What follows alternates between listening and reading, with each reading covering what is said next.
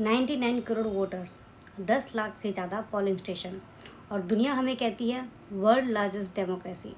लेकिन जब वोट ही चोरी हो जाए तो बचता क्या है डेमोक्रेसी में। हाल ही में राहुल गांधी ने कर्नाटक की महादेवपुरा कॉन्स्टिट्यूंसी से 1 लाख से ज़्यादा फेक वोटर्स का खुलासा किया। डुप्लीकेट वोटर्स, फेक एड्रेसेस, एक ही घर में 80 से ज़्यादा लोगों का रजिस्ट्रेशन। सबसे मज़ेदार चीज़, फादर्स नेम DFGHFU PGFG। क्या ये फादर्स नेम हो सकते हैं? सोचिए, अगर एक कॉन्स्टिट्यूंसी में इतनी धांधली है तो पूरे देश की 543 सीटों में स्केल कितना बड़ा हो सकता है। अब सवाल यहाँ कांग्रेस बनाम बीजेपी का नहीं है, सवाल है इलेक्शन कमीशन ऑफ इंडिया से। क्योंकि वोट चोरी का मतलब सिर्फ एक पार्टी का नुकसान नहीं, बल्कि पूरी डेमोक्रेसी की जड़ हिलाना है।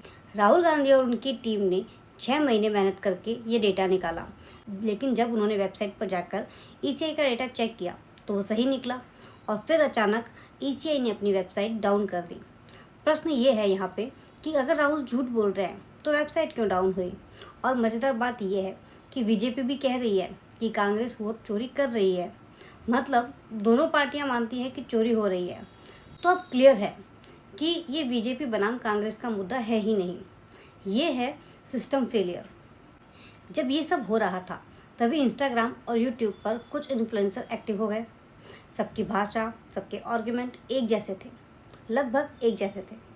राहुल गांधी कोर्ट क्यों नहीं जा रहे और एफिडेविट क्यों नहीं देते, लेकिन कोई भी ये सवाल नहीं पूछता कि ECI फुटेज रिलीज़ क्यों नहीं करती, वेबसाइट डाउन क्यों होती है और फादर्स नेम में PGFG कैसे आ सकता है।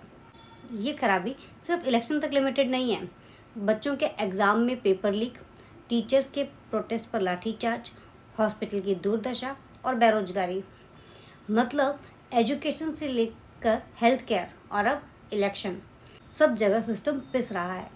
और जब सुप्रीम कोर्ट खुद कहता है कि this is the murder of democracy, तो हमें समझना चाहिए कि ये खेल कितना गहरा है। और अब सवाल ये नहीं है कि चोरी किसने की, सवाल ये है कि चोरी हो क्यों रही है और ECI इसे रोक क्यों नहीं पा रहा। मेरे इस वीडियो में आम आदमी के लिए 4 मैसेज है। पहला, कि आप अपना नाम वोटर लिस्ट में चेक करें, और दूसरा, अगर आपका नाम गायब है तो फॉर्म 6 से अपडेट करें। तीसरा, अपने BLO से कॉन्टैक्ट करो।